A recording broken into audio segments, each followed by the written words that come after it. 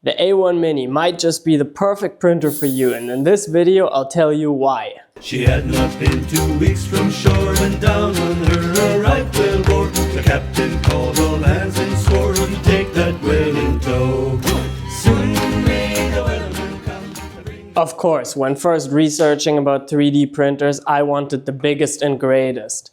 X1C or X1E, I mean, I need a heated chamber, right? Right?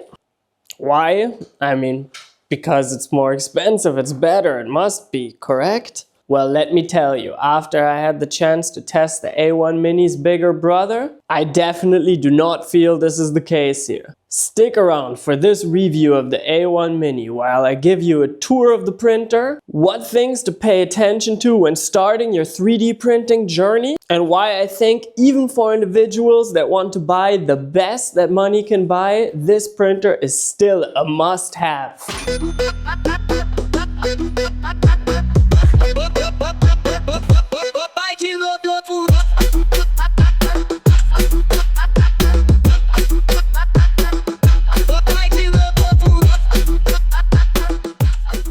When first opening up the A1 Mini, all you have to do is unscrew a piece that connects these two and screw in this piece to hold the filament spool. At this point it's ready to calibrate and begin. In the calibration phase, this printer, unlike other Bambu Labs printers, will calibrate its motor noise to try to cancel against the natural resonance. And let me tell you how quiet this printer really is.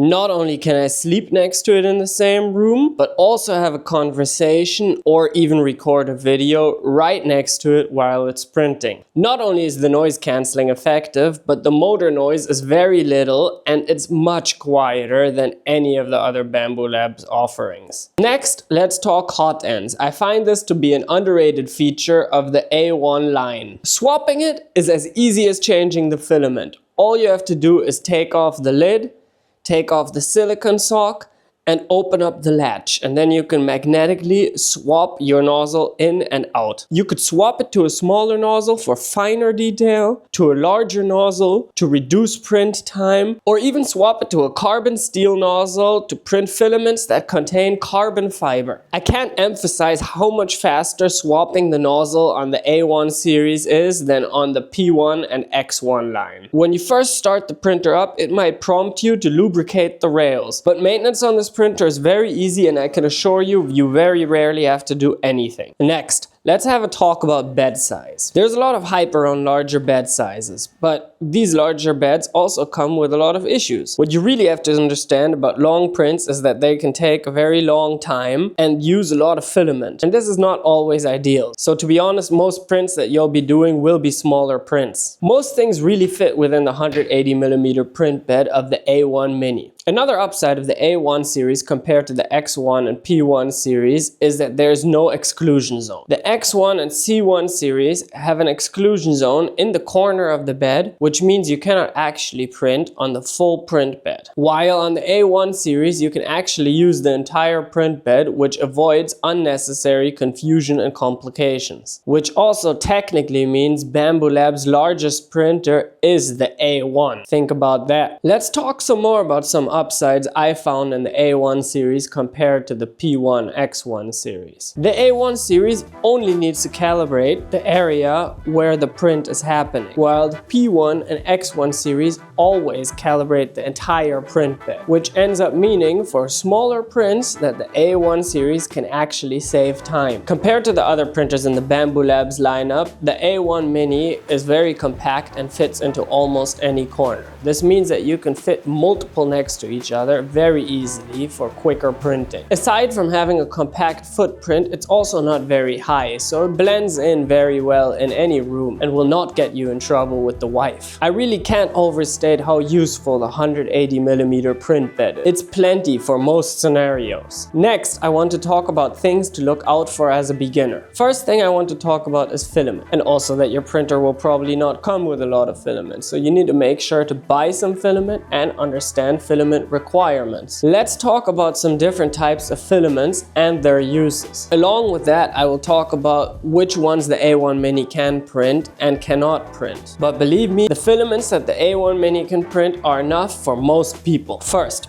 let's talk about PLA. PLA is probably the most commonly used filament. It's cheap, prints easy, absorbs low moisture, is available in many colors, and has low smell. PLA printing easy means it prefers low temperatures and prints faster than most filaments. This, alongside with not being very moisture sensitive, means it's less prone to warping, stringing, or any other defects that might cause the print not to look as nice. It handles overhangs very well and has decent strength, which makes it one of the top commonly used filaments. Every beginner should pick up a cheap spool of PLA and have some fun with it. The A1 Mini is an absolute beast at printing PLA, which makes it one of my most commonly used machines. Next, PETG. PETG is probably one of the most commonly used filaments that has low creep and almost no smell when printing. So what does creep mean? Creep basically is deformation of a print piece. If you have a hook and you put a weight on it, over time it will deform. With PLA, it will deform more. With PETG, it will deform less. Creep does not necessarily mean strength, but creep means that it will deform less before it breaks. The A1 Mini is also very good at printing PETG, which makes it absolutely ideal for printing prototypes, even for engineering applications. Next, we have TPU. This is a flexible filament, which is very fun to use. You can use this for rubber gaskets, parts that need soft pieces, phone cases, and all types of applications that would require a softer material. TPU is flexible, and some of the older versions of TPU that are too flexible are not easy to print. But that goes for any printer. Generally, TPU is very easy to print on the A1 Mini, and therefore also gets my thumbs up. I would also recommend picking up a spool of TPU because it's fun to play around with filaments that feel different, to see different materials, performances, and different applications. Next is polycarbonate. This is a material that has extremely low creep and is very strong. Polycarbonate's downside is that it's very stinky when printing and requires extremely high temperatures. Usually people wouldn't recommend this for the A1 series, and essentially I would not either. But in reality, the A1 series can print polycarbonate, and if you need to, you can use the A1 Mini to print polycarbonate. But remember, to do this, you're going to have to set up your own print profile. So this was just a quick overview of some different filaments, their uses, and if the A1 Mini can print this. Overall, the A1 Mini can print most filaments I threw at it. Just with some filaments it might have struggled or not even have a default profile for, like polycarbonate. I just quickly want to touch on the AMS light. I decided not to buy one because it takes up way too much space for my needs. Also, if necessary, you can print multicolor manual. If you just print on one or two layers, the multiple colors, to maybe make a little picture or something that has a smooth surface, since this only requires one or two filament switches. So printing something like this is possible even without an AMS. Next, I would like to quickly give some advice on glue stick. In the beginning, when I was printing on my A1 Mini, I never used glue stick. Only after a couple weeks, some prints started not sticking, and I was wondering what was going on. At this point, I found out best just always use glue stick if it's a very important print that needs to stick down. Glue stick is cheap, easy to clean up with either a sponge and some soap or isopropyl alcohol, and it works very well to keep your print attached to the bed. Especially for larger prints, I recommend using some glue stick on the print bed. In addition to all of this, as a beginner, I recommend picking up a filament dryer, because keeping your filament dry at every point is very useful to have the cleanest quality prints. Of course, you can get away without a filament dryer for the first couple of months, and maybe if you continuously buy a new roll of filament one after the other, it might never end up absorbing moisture from the environment. But sometimes from factory the filaments are not fully dry, and if you're looking for the absolutely highest print quality, I recommend picking up a filament dryer. Of course, you can just pick up a 3D printer and download other people's models and have fun with it. But personally, I recommend you learn some modeling software like Autodesk 3D or Rhino. This will make your 3D printing experience so much more useful, funner, and open up a whole new world of possibilities. With 3D modeling software,